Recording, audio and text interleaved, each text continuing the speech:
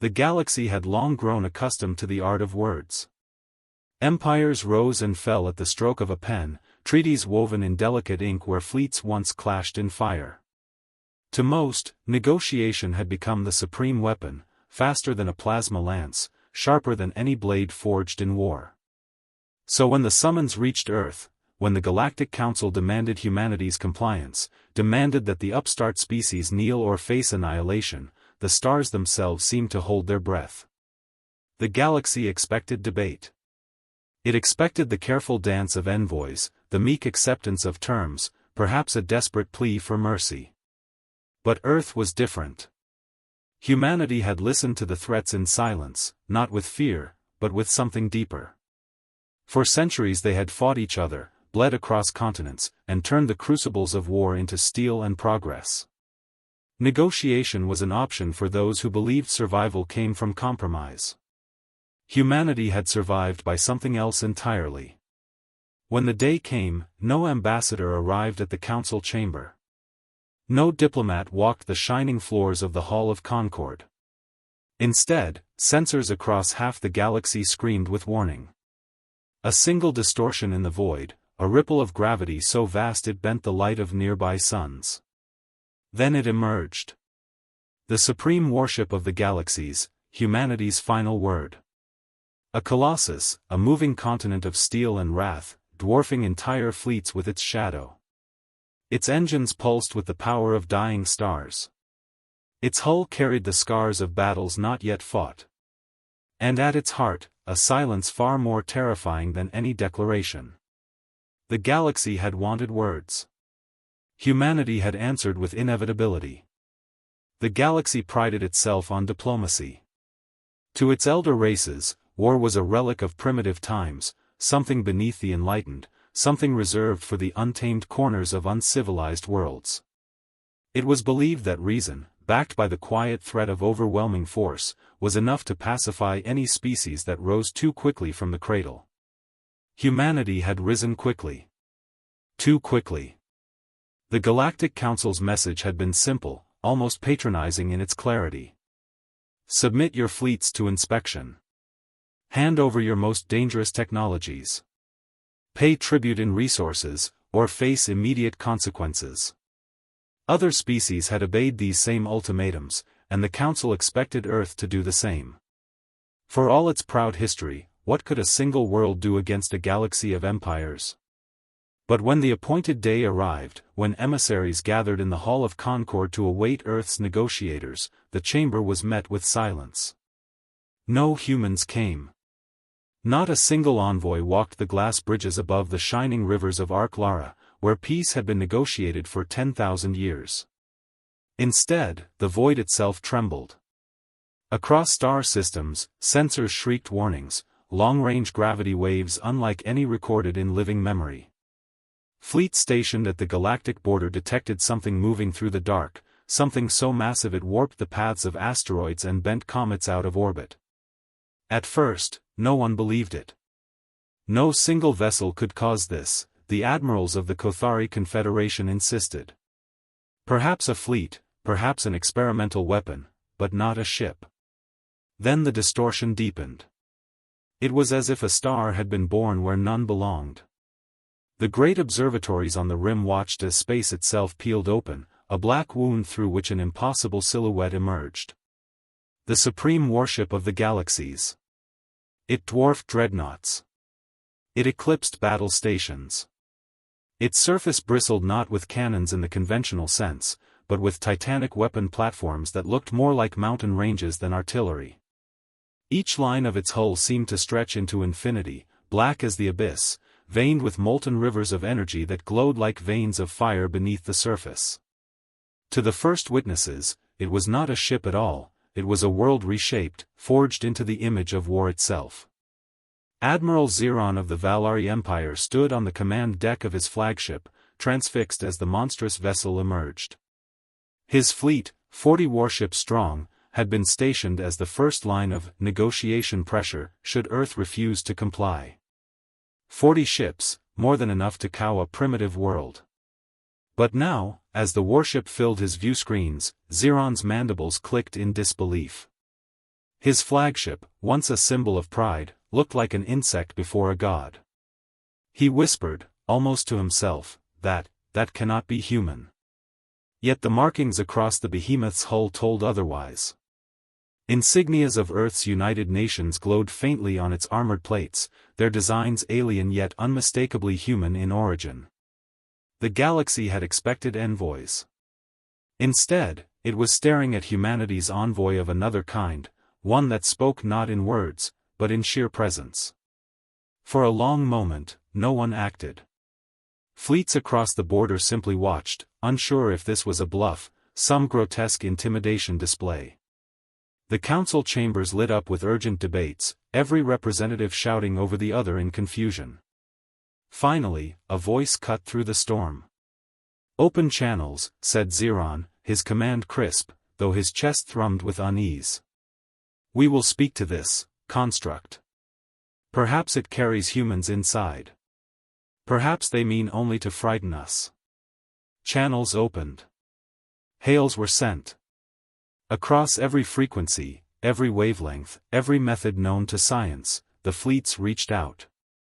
The warship answered with silence. Not static. Not distortion. Silence, a void more complete than the empty vacuum between stars. It was as if the vessel itself chose not to exist on frequencies lesser than its own.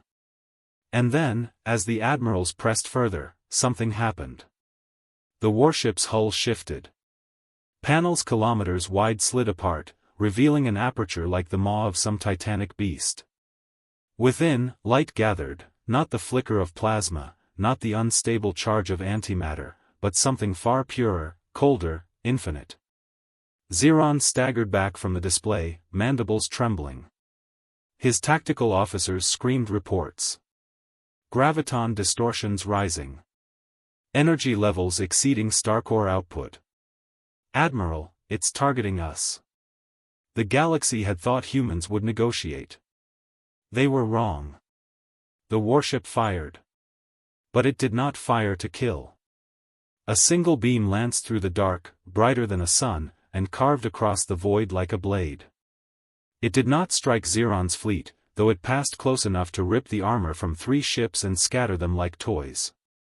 Instead, the beam stretched beyond them, cutting an asteroid moon in half as if it were mist. The two halves drifted apart in silence, glowing red where they'd been severed. The message was clear. The Supreme Warship could annihilate them, all of them, without effort. Yet it had chosen not to. The admirals who had demanded human submission now stood frozen, their fleets trembling in the shadow of inevitability. For the first time in living memory, the galaxy's greatest powers realized that their balance of dominance had shifted. And somewhere, deep within the behemoth, a voice finally spoke, a voice carried on a frequency that every translator rendered perfectly, no matter the tongue. "This," it said, calm as the void itself, "is humanity's answer." The transmission ended. Across the council chambers, silence reigned. Races who had cowed empires with nothing but words now found themselves struck dumb.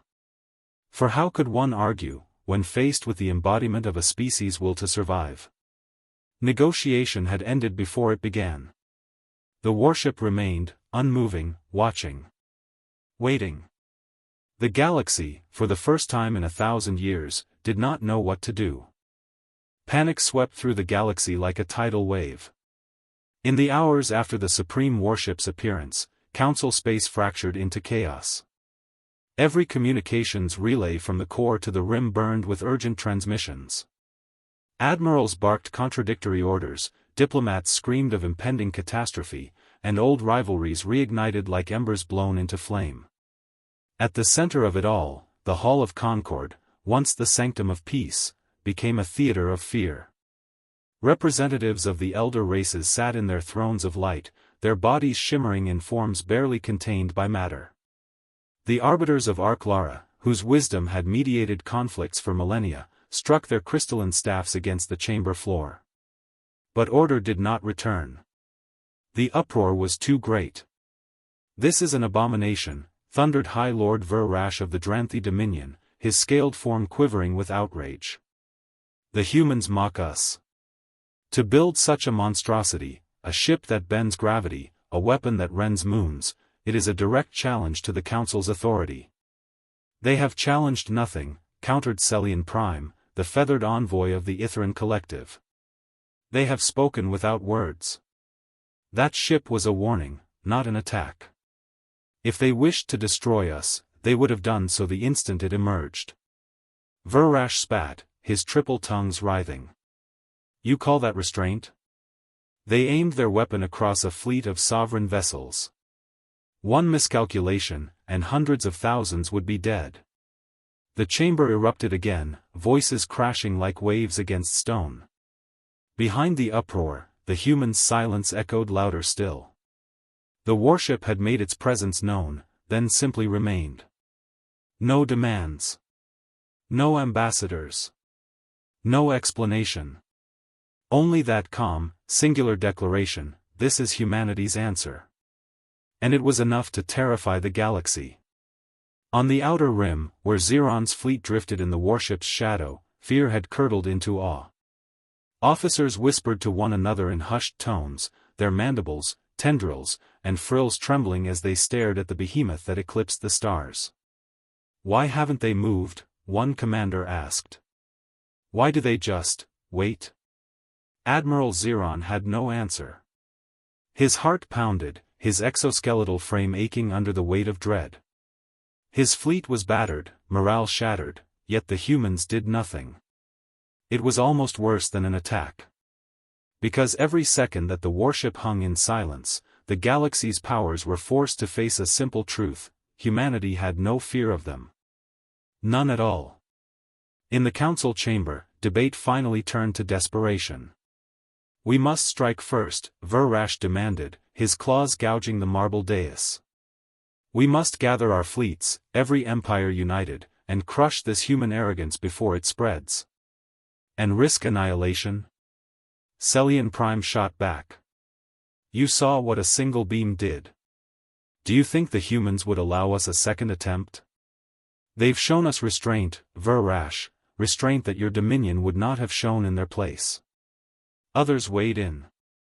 Some advocated for immediate retaliation. Some begged for patience, for further study of the warship.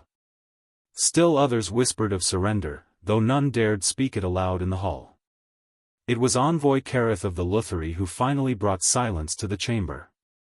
Her species was old, their lifespan stretching across centuries, their voices soft yet carrying the weight of stars. You do not see what has already been decided, she said, her translucent form glowing faintly. The humans have built this vessel not as a weapon of conquest, but as a shield. It is not we they prepare to destroy. The chamber froze. Dozens of eyes, lenses, and sensory stalks turned to her. What do you mean? Verash demanded. Karetha's gaze turned distant, as if she were peering beyond the walls of the council chamber, into the dark between galaxies. They know something, she said. They have seen something. No species pours its entire soul into building a fortress of war without reason. That ship is not a threat to us. It is a message. Humanity does not negotiate because negotiation is irrelevant to what they are preparing for. A chill rippled through the chamber. If her words were true, then humanity had not brought the warship to intimidate. They had brought it to warn. But warn of what? Meanwhile, aboard the supreme warship itself, silence reigned. Its interior was not chaos, as the galaxy imagined. It was order, cold, precise, vast. Crew moved like shadows through colossal corridors, each step echoing in chambers larger than capital cities. At the heart of it all, the command spire rose like a mountain of obsidian, reaching toward a dome of stars projected by the ship's sensors. There sat Commander Elias Kale, the man chosen by Earth's United Nations to speak through silence. His gaze was steady as he surveyed the galaxy from his throne of steel and glass. Around him, advisors whispered updates, fluctuations in alien fleets, movements of patrols, the council's uproar. Kale did not answer. He simply watched, eyes fixed on the distant stars. "Do you think they understand?" his first officer asked quietly. Cale's lips curled into the faintest trace of a smile, though it held no joy. "They will," he said. "Soon enough." Back in the council chambers, the debate devolved into fear once more. Verash roared of retaliation. Celian spoke of restraint. Kareth warned of unseen dangers.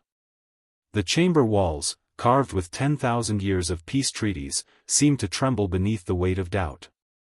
For the first time, the galaxy realized it no longer held the balance of power. It rested instead in the hands of a species once dismissed as a backwater anomaly. A species that had sent not words, not negotiators, but a single ship, vast enough to carry the weight of an unspoken truth. And though the council shouted, argued, and threatened, deep in their hearts they all felt the same cold certainty. Whatever awaited them beyond the stars, humanity already knew. And they had built the supreme warship for it. The galaxy had known fear before. Empires had risen, devoured rivals, and burned worlds into ash. Yet fear had always been local, temporary, a storm that passed with treaties or conquest. But this was different.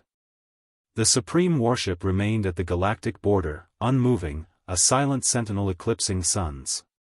No human envoy arrived. No demands were spoken. Only silence, the silence of inevitability.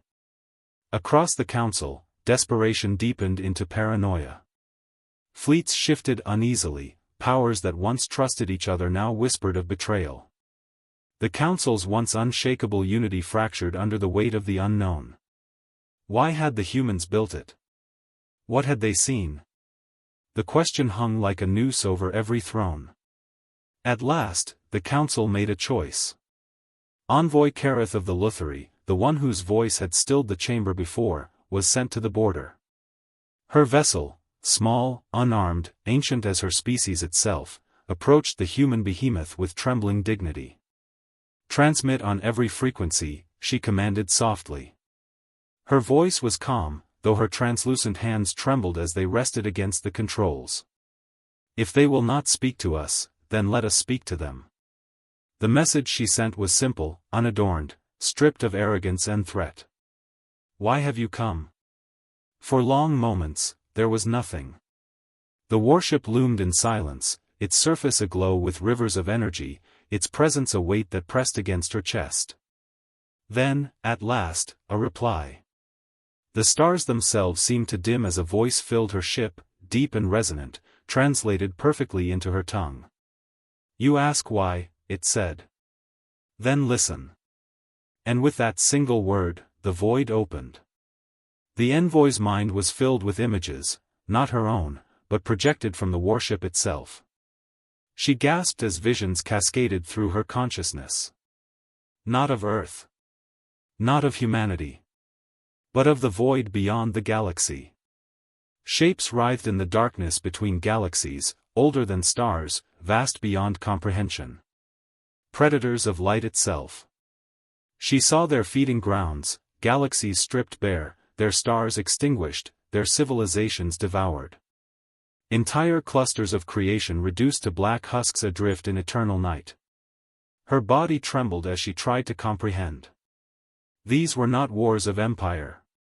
These were not conquests. This was extinction on a scale that dwarfed every history she had ever known. And then she saw humanity. Tiny, fragile, young, standing at the edge of this abyss. They had seen what others had not. Their explorers, venturing farther than wisdom advised, had glimpsed the coming tide. Where elder races saw only the stars above, humanity had looked beyond, into the shadows waiting to fall upon them all. The vision faded. Envoy Kareth collapsed to her knees, her crystalline body flickering with shock. The warship's voice continued, calm, resolute, merciless. "We do not come to negotiate," it said. "We do not come to kneel. We come because the galaxy is blind, and blindness invites death. The supreme warship is not for you. It is for them." The transmission ended. Caratha's ship drifted in silence. And though she was alone, she knew the truth. Every envoy, every counselor, every admiral across the stars had seen what she had seen. Humanity had shared the vision with them all. The galaxy was no longer ignorant. Back in the Hall of Concord, silence ruled. No one spoke. Not Ver-Rash of the Dominion, not Celian Prime, not even the Arbiters whose voices once commanded galaxies. They had seen the end that awaited them. And they had seen who stood ready to face it. Impossible, Ver-Rash whispered at last, though his voice trembled with something dangerously close to fear. No species can stand against that. Alone? Carath said softly, her voice carrying across the chamber. Perhaps not. But humanity has chosen not to wait for us. They will stand, with or without us.